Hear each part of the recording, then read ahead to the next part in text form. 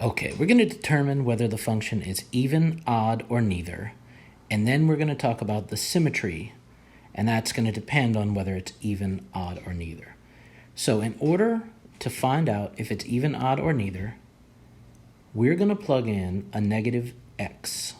Okay, if we can find the f of negative x, it's going to tell us whether it's even, odd, or neither. If we get the original thing we started with, then it's even. If we get the opposite, the exact opposite of what we started with, then it's odd. And if we don't get one of those two things, then it's going to be neither. So let's go to the left. Let's look at our function, and let's plug in the f of negative x. And that means that everywhere where I see an x in the original function, I'm going to leave an open set of parentheses so that I can plug in negative x. Okay, so the f of x equals x square root of 3 minus x to the fourth.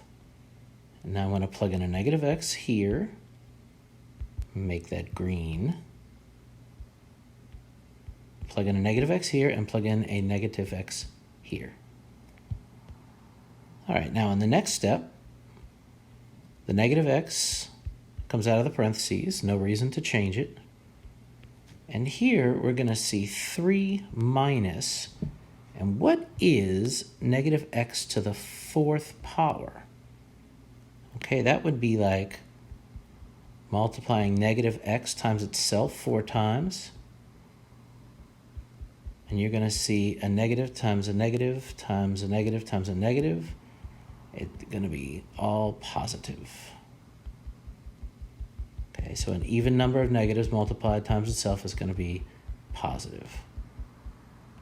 So this is going to be a positive x to the fourth.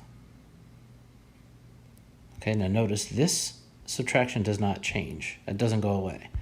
It's this one that does. Okay, and now we're done. Now, let's look at this and let's tell whether it's even, odd, or neither. Is this the exact same as this? No, so it's not even. Is this one the exact opposite? Yes, it is. It's like you could take this right here and you could take the opposite of it right here. So this one is odd.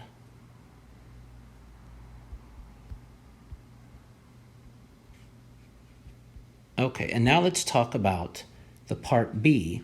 Let's talk about the symmetry. Boop.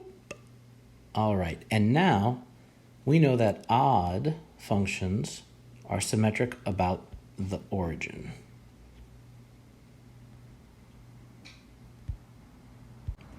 And that means that whatever your graph looks like, you would take it like this, and you're going to flip it over the y-axis and then again over the x-axis. Okay, that's what symmetric about the origin is. Flip it once over the y, then once over the x.